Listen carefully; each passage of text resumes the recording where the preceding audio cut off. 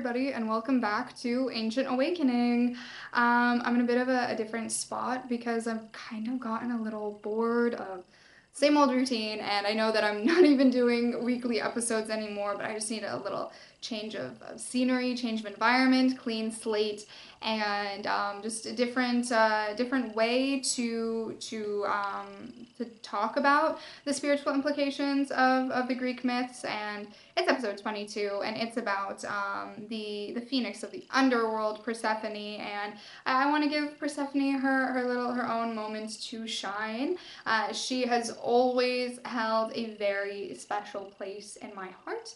Her story, and I've always had the fascination with her, but it was always this myth that I didn't think that she was like big and important enough to like be my favorite. Like it had to be Athena, and Athena still is one of my favorites archetypes of mythology. But Persephone, I think tops her now. Well, Apollo too. But Persephone's story holds so many metaphors, and clearly the ancients also believed so because of the Eleusine mysteries. And I was hoping, and I was procrastinating and stalling doing this episode after I pulled it from the cup because my initial plan was to go to Elefsina and record this episode there. Now I don't know how I could realistically record like almost an hour long podcast episode in ruins when it's now touristic time, and there'd be a lot of background noise and not enough time to just like kind of be sitting with the myth and sitting with the interpretations and sitting with my very long notes. Yeah, I felt okay. I will eventually do some Ancient Awakening episode, something. Maybe I will like do little segments in different ruins. Maybe I'll be working on that throughout this entire summer, and then like once fall happens, I'll release it, and it'll be something special and something different. We're also finishing the Delphic Maximus series, so if you've been seeing on the shorts page every day with the Delphic Maxims, there is still more. There's still a lot more, and I've been spending every day with the Delphic Maxims and all of the different ones, and they feel related to all of this somehow, because it is the fact that one of the biggest reasons why I'm looking at Greek mythology first, other than it's the myths of my ancestors, is because it's very clear in just like the history of ancient Greece that they were very spiritually inclined, and that because if you look at the actual like historical fact things like the Delphic Maxims, they have beliefs that definitely still translate to the modern world and are definitely deeper than just like, you know, Zeus mating with 100 different women and all of these things and the mythology and the beasts and the Medusa and the Cyclops and the hippocampus and all of these things that are like very mystical, very mythical, very fantastical, that don't seem to serve a purpose other than a story, but they clearly do. And Persephone's story is also more than just an explanation of why we have 4 seasons as well. So, this is the time today where we step into one of the most powerful rebirth archetypes ever created. I think so. If we're talking from mythos specifically, because I would say maybe the rebirth story that is more powerful but is not from mythos, is from biblical, would be Jesus rising from the dead. You see, also my plan was to try and do Persephone around Pascha, around Easter, but that didn't happen. That was my initial plan, but I'm pulling from a cup, so it's random. We don't know. You know, as we know, myths are not just stories, they're actually mirrors and cycles and spiritual laws, and they teach us so many things. They are a fun way of educating the population on deeper complicated concepts. So, Persephone herself, she's not a passive figure, she's not a victim, she is the embodiment of the soul's evolution. the descent, the death, the awakening, the rise. She is the phoenix of Greece, I would say, actually, because from every other myth, I don't think we got another one of Greek mythology. Like the ancient Greek times, I mean, she is the embodiment of that. You think every single year she goes to the underworld and then she's born again. She like goes like she turns to ash and then is born again and then again and then again and again and again for like eternity. That's quite literally a phoenix in mythology. Phoenixes burn, they die, they turn to ash, and then from the ash they rise again. Persephone goes through this process. But before we fully dive into that, let's go over last episode's journal prompts. So we have last time we discussed the polarity in mythology. So the journal prompts were: where in my life do I feel myself slipping into the lower polarity, and what is that descent trying to teach me? Which myth from that episode mirrors my current journey and why? What does the higher pole look like for me in daily actions? What guidance or humility am I resisting, and how might accepting it shift my path? And how can my personal rise contribute to the healing of my community or the collective? So generally, my general summary answer to all of these prompts is, I feel like, first of all of the myths in the episode reflect a different part of my journey somehow, because there's a reason why I picked them. So for me personally, like, I picked all of ones that I felt like I could relate to somehow from a different perspective of my journey. I do feel like areas of my life where I might slip into lower polarity would probably be when I neglect my intuition and I fall to doubt and I stop trusting myself and I lose faith, and these are a lot of times when I can feel myself, then I get lost in fear. It comes from a lot of doubt and second guessing my own decisions and the fear of judgment of others, and it just becomes this whole cycle, this whole loop that's not necessarily healthy, and it's something that I personally try to avoid. And since working with the mythology, and especially like recently since reading through Persephone, I realized like when we face our shadows and we face them head on and we live in them and we move through them, we can be born again in something new. And we are more than capable of facing the new potential ahead, because that's why we are living as a soul in a body. We took the leap of faith of life. So of course we can handle whatever comes our way. And the higher polarity looks like for me in daily actions is it's trusting, it's having faith, it is it's following my intuition and following my inspiration. Sorry, there is meaties, there's a fly flying around. Okay, I don't want to harm the fly. The fly can join us in this experience, but not distract me, please. I step into the higher pole not by what I just did, by just like letting myself be and not being afraid or ashamed of being myself.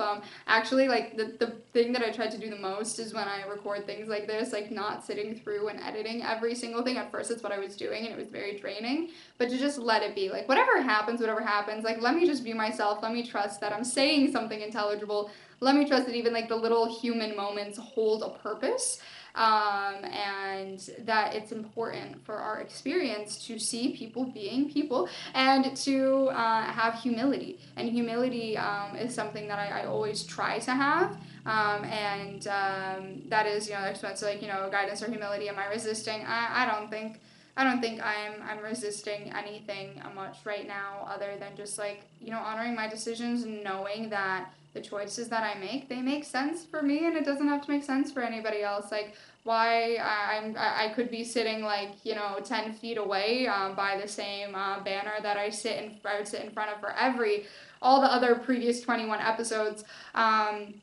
of this podcast, and I could go sit there and I can do that and I can follow the routine, or I can do something that works for me, that I feel right now more inspired sitting next to a white wall, and that works for me. And I think that also that mirrors Persephone's story that we're going to speak about more here in a second, that At the end of the day, she made the choice to eat the pomegranate seeds. That was the choice that made the most sense for her, and she has the consequences of it. But in most of the myths about her, and pretty much all the myths about her, she's not necessarily angry about it. She's not like, okay, like, this is my punishment. This is my severance to be paid. This is my life. This is the circumstances of what happened. This is the consequences of my actions, and I'm gonna live the most of it. I'm gonna enjoy my time in the underworld. I'm gonna enjoy my time in the land of the living. I'm going to just be and become who I was meant to be. And it's very inspiring that she enjoys all parts of her journey.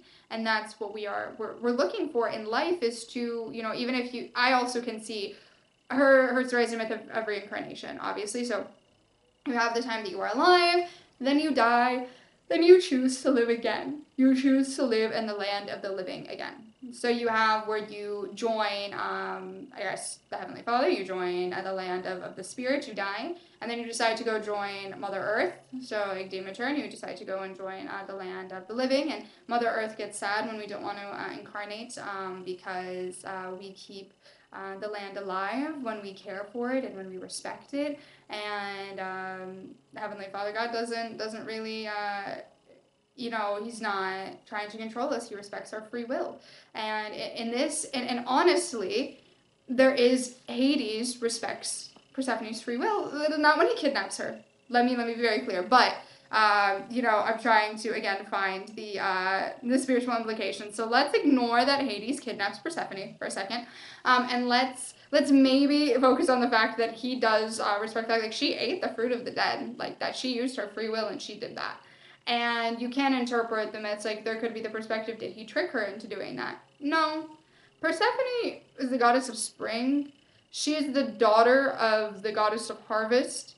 She knows vegetation. She knows fruits. Like, she knew what she was doing. She had the resources and the education to know what she was doing, and the decision she was making. And so she made the decision that ended up resulting in reincarnation having to occur, like where she has the time where she's not alive, and then she goes and she has the time she's alive, so that's reincarnation.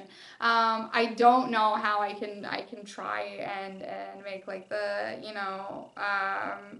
the guardian of life match Hades, but Hades quite literally, he kind of is that, like, of the souls.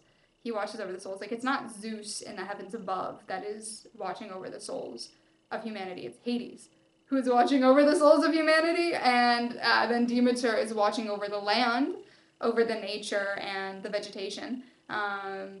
Zeus is also not doing that. Zeus is creating storms.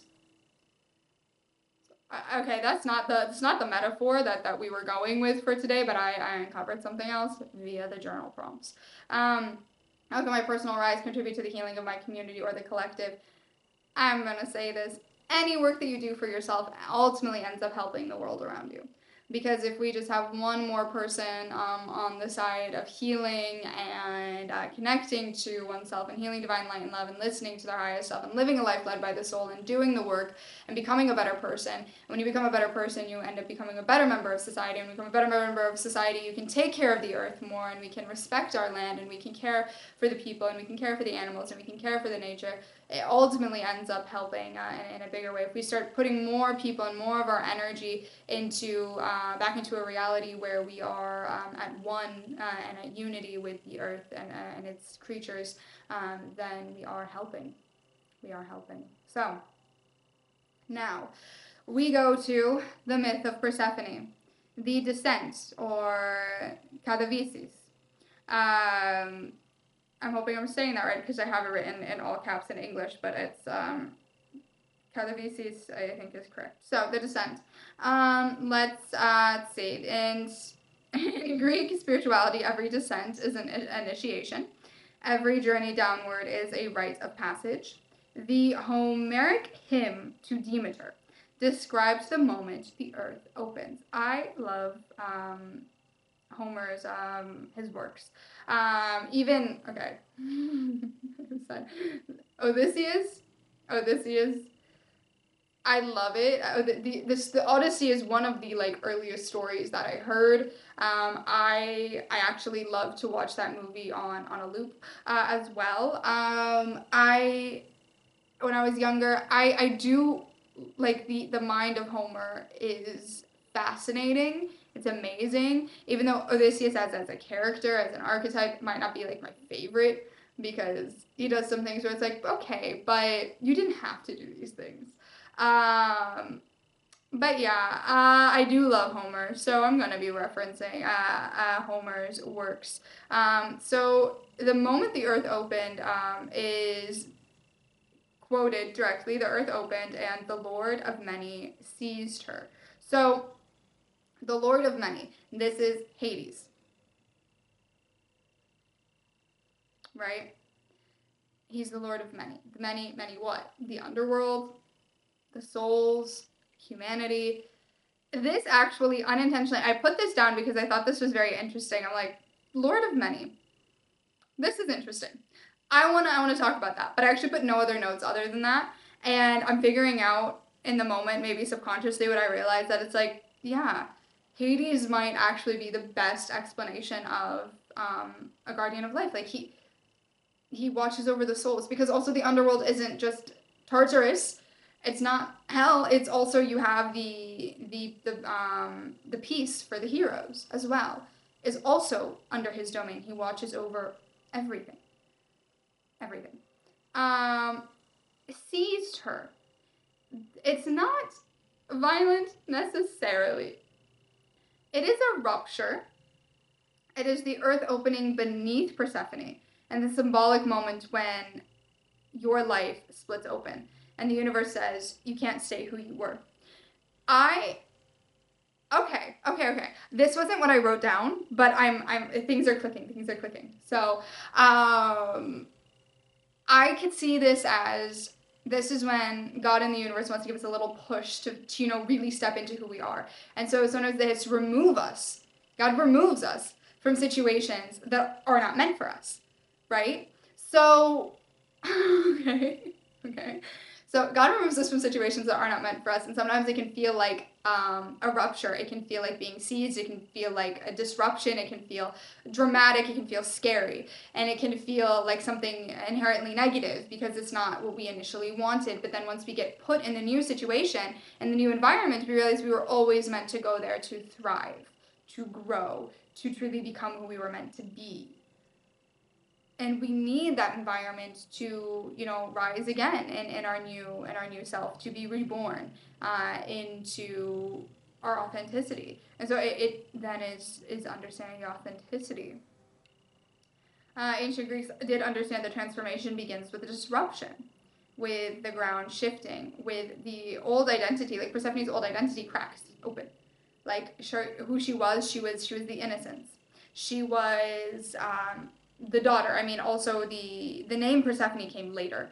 It's Kori was her name. She was the daughter of Demeter. She was just known as the daughter. She became Persephone after she became more known as Persephone after she had the experience of the underworld and then became the queen of the underworld. So before the point, she was just a daughter. She was just, I don't want to say insignificant, but kind of insignificant. This experience that she went through, this fall to eventually rise, is what made her impactful to herself and to others. And we sometimes, the rug will be pulled out from under us so that we are forced to become who we were always meant to be and to become more powerful within ourselves. So her descent is the soul's first death, the death of innocence, the death of the uninitiated self.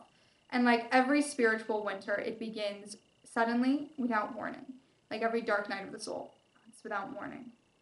So in the hymn, when Persephone enters the underworld, in the same hymn, it says, "Down she went in grief, calling upon her father." Interesting. It's interesting because pretty much all the myths would say that Zeus is her father. I don't think that there's any other interpretation of who her father is. It's Zeus. So the initiation that Persephone ends up going through in the underworld is she transforms into, in a sense, her better self, a more powerful version of herself. She becomes, a queen or something. And then she also she holds a lot of respect and reverence for Zeus and his word.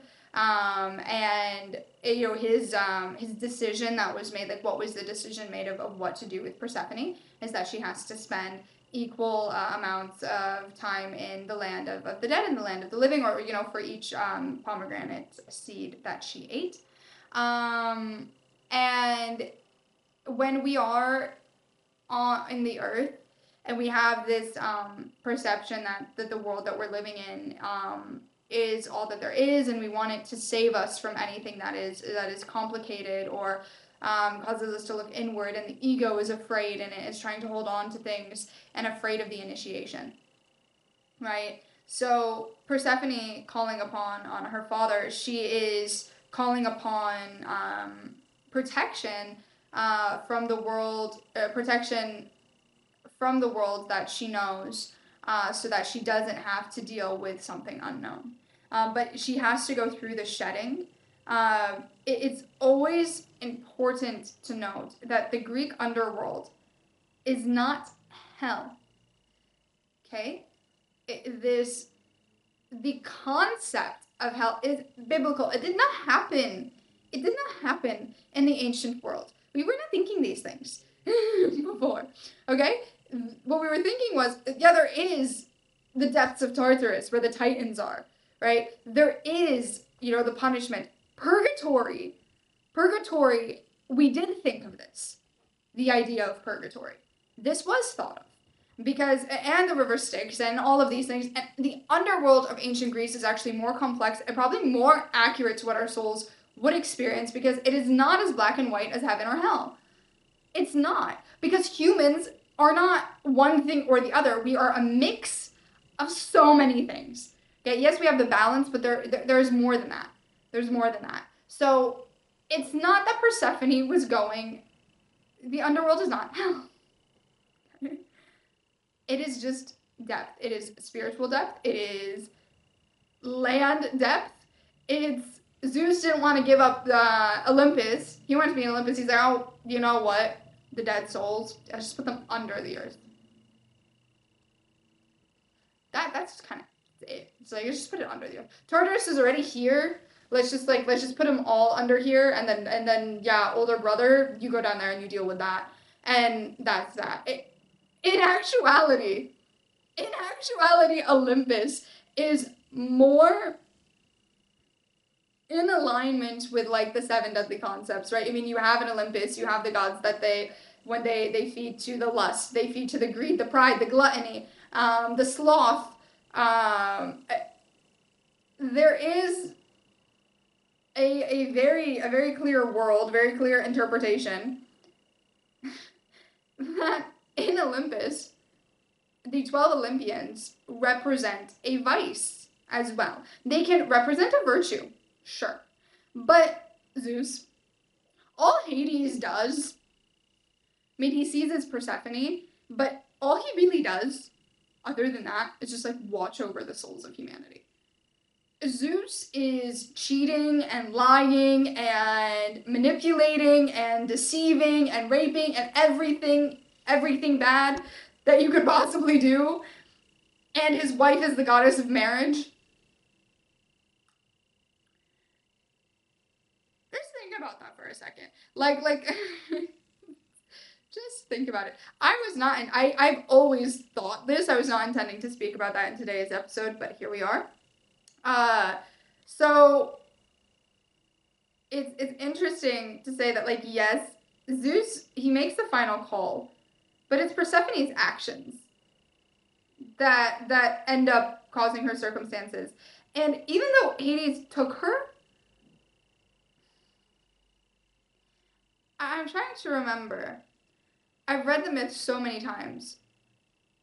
He doesn't force her to do anything. She eats the pomegranate seeds. of her own free will. He just takes her to the underworld. He shows her the underworld. And he wants her to be his bride because she's beautiful, because she brings life. And he watches over the souls of humanity, but he doesn't see life. He sees them when they're dead. He sees them when they have to be, taken to Judgment Day. There is Judgment Day in the underworld. Where will you go? Will you go to the happy place? Will you suffer, or will you be in purgatory? How were you when you were alive? He sees, he watches over as the Lord of the underworld, the Lord of many. He sees the aftermath of life, but he wants to see life, right? And that's why he takes Persephone in the first place. But he's not forcing her. In contrast, Zeus would be forceful. More so. Think of how he pursued Hera. He just kind of didn't take no for an answer, and not in like a good way of determination, in a way of like, she didn't want to. Like she and herself, she didn't want to deal with his mess. Zeus is a mess. She didn't want to deal with that. But eventually, she's like, okay. She kind of gave up. That's like a very, very, very loose summary of how they ended up married. I've spoken about this in other episodes before. We talked about this story, and I'll talk about it in more depth in the future. But this is not the episode for Hera. And back to it. The realm of the dead is also where like illusions dissolve, and the Greeks believed the underworld was the place where the truth lives without disguises. And again, I find it interesting that's like all Zeus does is live with disguises, and he is known to transform himself and to trick people. Hades isn't really doing that. He didn't like disguise himself. He just kind of, the earth opened and he was just there as himself. Persephone's grief is the grief of transformation, the grief of letting go of who she was before the descent. This is the moment in our lives when we enter our own underworld. This can happen from a breakup, a burnout, identity collapse, dark night of the soul, shadow work. The Greeks encoded a very interesting spiritual truth. The soul must go inward before it can rise outward. The underworld is not punishment. It is initiation. It is that judgment day of like, what, who are you? What have you done? What have you accomplished? Where will you go next? Where will you go next? What will you do next? So the sacrament of transformation comes from the pomegranate. The hymn tells us he secretly gave her the honey sweet pomegranate seeds. Now this is the Homer's hymn. There are multiple interpretations of the myth where she just kind of picks it on her own. Persephone, she finds it on her own. Now, I wanted to reference the hymn because even in this example, he gives her it. She still makes the choice to eat it. She can say no. She sees it. She knows. She's not, she has to be smart enough to know what's in front of her. So she makes the choice to eat it.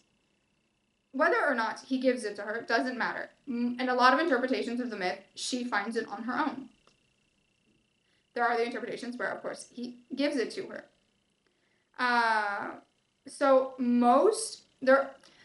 There are other retellings where they want to make it the trick, because here's the thing.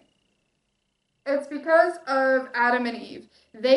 A lot of the modern interpretations are like, okay, Hades is the devil, and he tricked Persephone into eating the pomegranate because she's Eve, and she fell for it because of whatever, because of some promise, and then she has to suffer, and humans have to suffer winter and suffer because Persephone wasn't smart enough to say no to the devil. I've just explained very clearly that in most myths of Hades, pretty much all of them, all he is the god of the underworld. Zeus actually does bad things. And Zeus is the one who makes the declaration, the decision, that the judgment that Persephone has to spend a month in the underworld for every pomegranate seed she ate to then appease Demeter. This is all because Demeter threw a tantrum and she decided she wanted to stop doing her job because her daughter is in the underworld. Which is okay, mother, she's protective over her child. Her child was seized. But the decisions that Persephone makes when she's in the underworld are her choice. Okay? And I've read so many interpretations of the myth where Persephone finds it on her own. I have multiple books of mythology and the retellings, and a lot of them, she finds it on her own. And the secret is that Hades is being nice to her, and he's giving her something. Obviously, he knows it's the fruit of the dead. Okay, he has information that she doesn't have, but she can say no. And if she didn't trust him, she trusted him. Okay, she trusted him enough to eat the seeds. Even though that's a poor judgment on her part. I mean, he did kind of kidnap her. But from the spiritual perspective, we're offered things. We're offered information. We're offered opportunities. We're offered experiences. We are offered things. We can choose to take them or not. We have our free will. He didn't force it in her mouth. No. There's a deceit of he knows it's the fruit of the dead, and maybe she might not know that. But also, I wouldn't believe that because again, she's the daughter of the goddess of harvest, of agriculture. You would assume she would know. This isn't a normal pomegranate, and I'm in the underworld. Do we take away her agency and common sense from her and say that she's completely stupid and has no idea? And she's like, la da da da da, I'm doing whatever, and da da da, I don't know. And no, there's no way. Look at all of the archetypes of mythology. Look at Athena. The ancient Greeks definitely believed in the wisdom of women. Even if, okay, this is in mythology, okay, but even if in some of the city-states, okay, women weren't as respected. But there are so many myths of Hera, of Aphrodite, of Athena, of Persephone, where they're intelligent. There are so many myths of Persephone where she is intelligent and makes intelligent choices, and she has agency, and she makes her own choices that have nothing to do with Hades. She's an independent person, and she's becoming independent from her mother as well, because all she was before was just Demeter's daughter. When she entered the underworld, she became Persephone. She became her own person. We don't take away her agency and say that she's completely unaware of what's going on, because she's aware. She's aware. She makes the choice. The pomegranate spiritually symbolizes a sacrament. To eat the fruit of the dead is to accept transformation. It is the moment Persephone chooses to become someone who has walked through death and lived. The pomegranate binds her to the underworld because rebirth requires remembering the darkness. You cannot ascend without carrying the wisdom of your descent.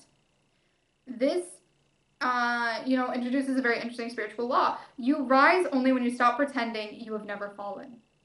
The pomegranate is the moment you say, I will not deny my shadows. I will not erase my past. I will rise, but I will rise changed. Eating the pomegranate is her accepting her circumstances.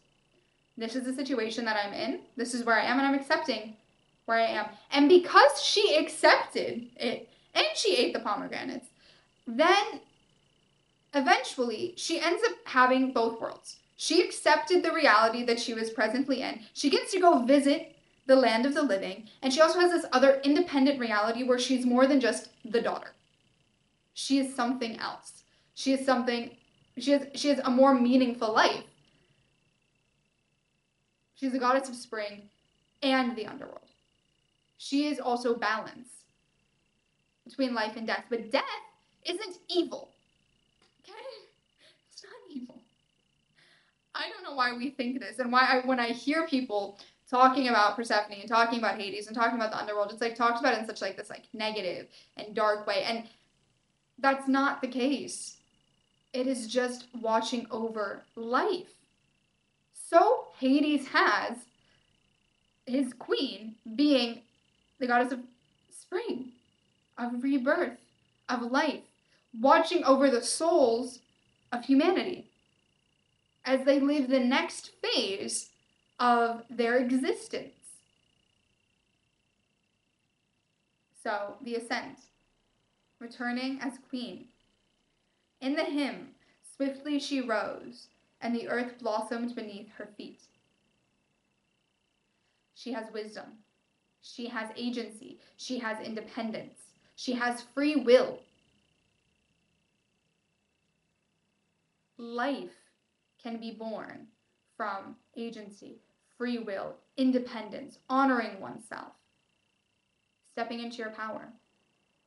She stepped into her power as queen by using her free will to take on something new.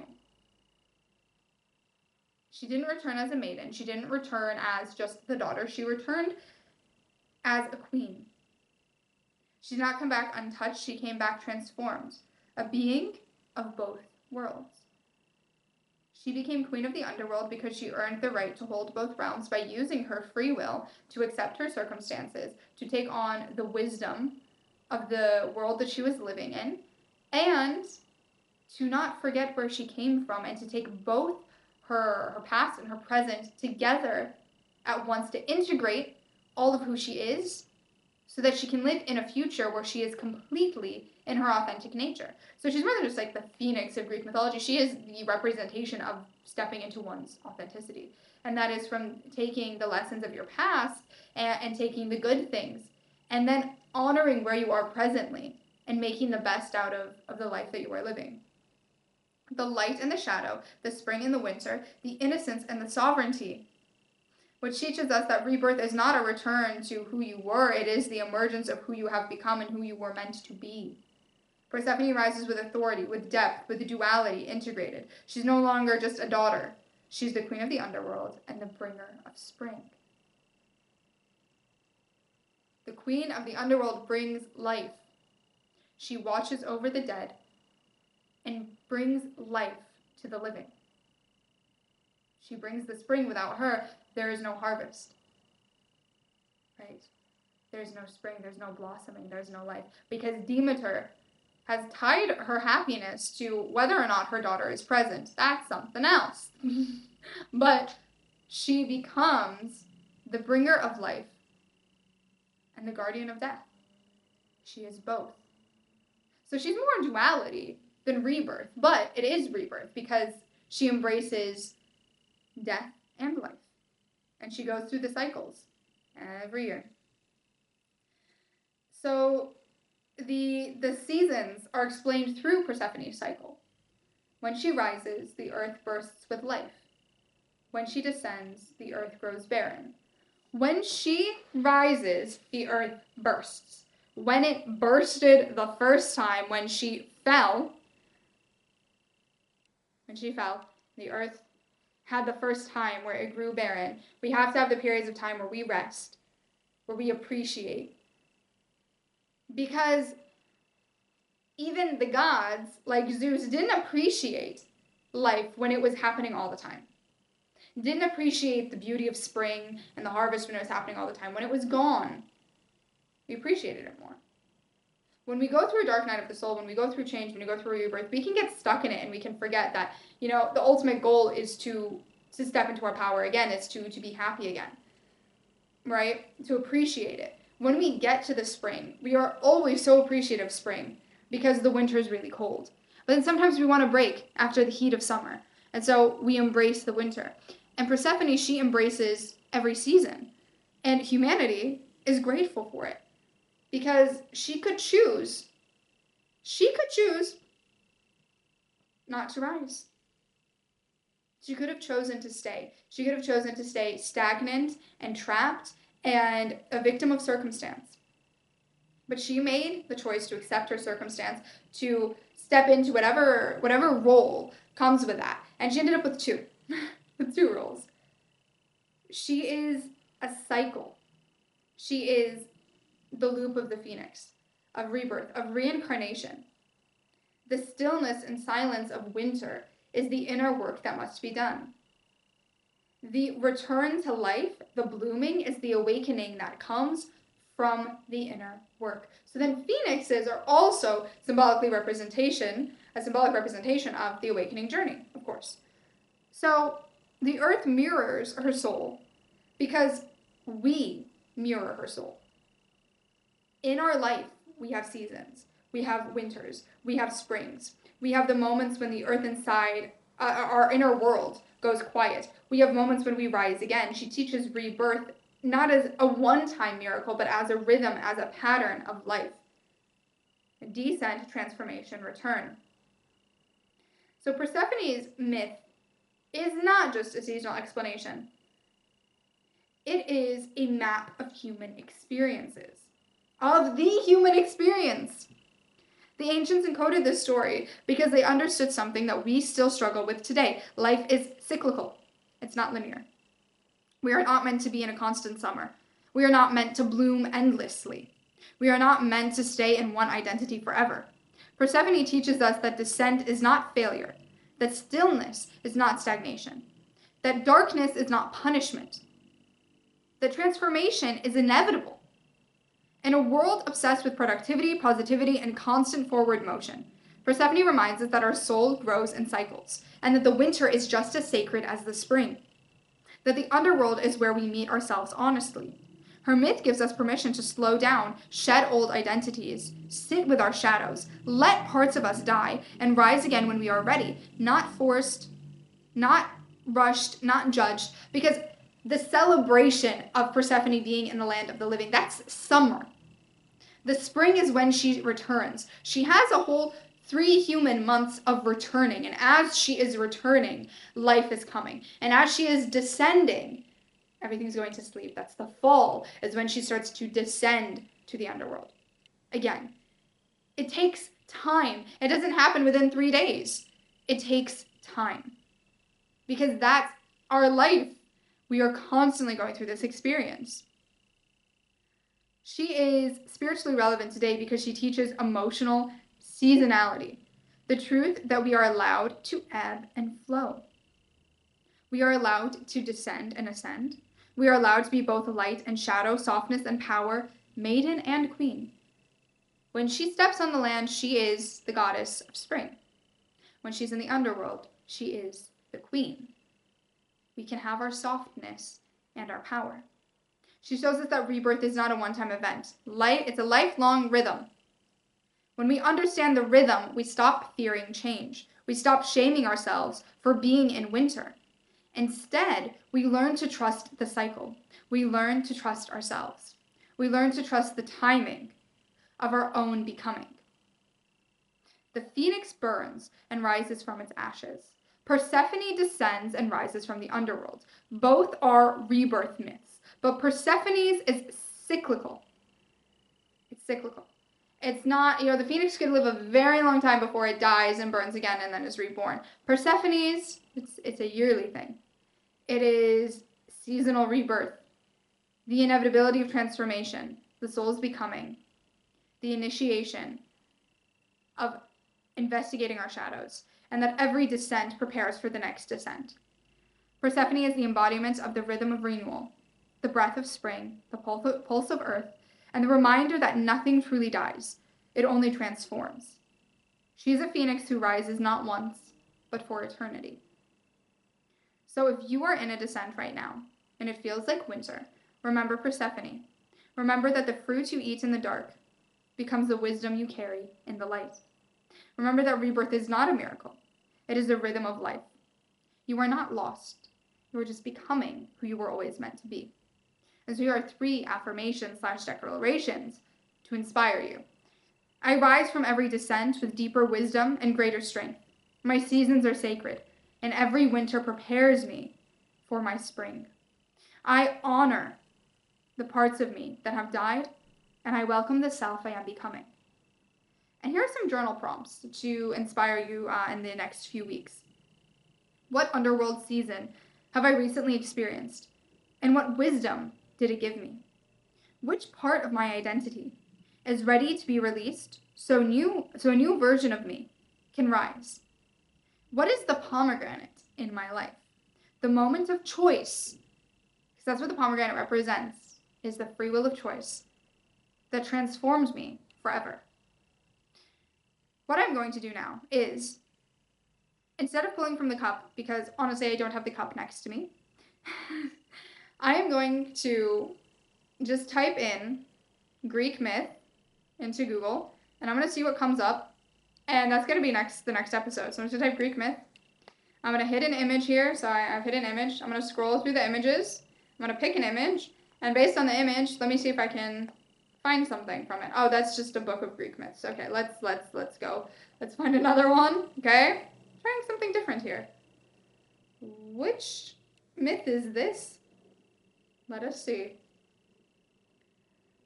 So, this is the Pantheon. No, this is not what this image is. You know what? Maybe not the best idea. Trial and error. We learn. Okay. Can I just, like, most popular Greek myth? And type it in. Let's see what we have. The 12 labors. We already did that. Odysseus. Theseus and the Minotaur. We kind of did that. Daedalus, the abduction of Persephone, Pandora's box. I've done all of these. We're running out of ideas. No, in the cup I have so many ideas, but I want something else. You know what? I like this. I like the idea of the Titans, the archetypes of the Titans. You know? Oh no, the Fates. No. Prometheus? Pandora? Persephone? What will we go with?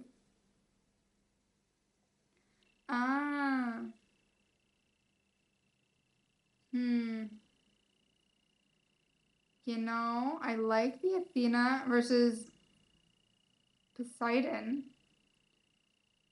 Let's do the Gorgon. Let's do the Gorgon, though. Because I'm going through, like, this is exactly why I put things in a cup. And I draw from the cup because everything is interesting to me. You know, what is the spiritual implication of the Gorgon? What does the Gorgon represent? I say the Gorgon is the lower self, and what rises from the lower self being the Pegasus, which might be maybe the higher self. The Gorgon. Spiritual implications of the Gorgon specifically. And that is what we'll talk about in 2 weeks. So I have 2 weeks. You joined me in my thought process. So we have 2 weeks for me to figure out the Gorgon. The Gorgon. It's like the opposite of Persephone. So in 2 weeks, we're going to figure out the spiritual implications of the Gorgon. Fully diving specifically into the Gorgon. And what lessons are in store for us then. I hope you enjoyed what I was able to uncover with Persephone. With Persephone, it felt more sort of black and white to come up with the mythical interpretation. Honestly, uncovered a little bit more about Hades than I thought, than I had initially wrote about.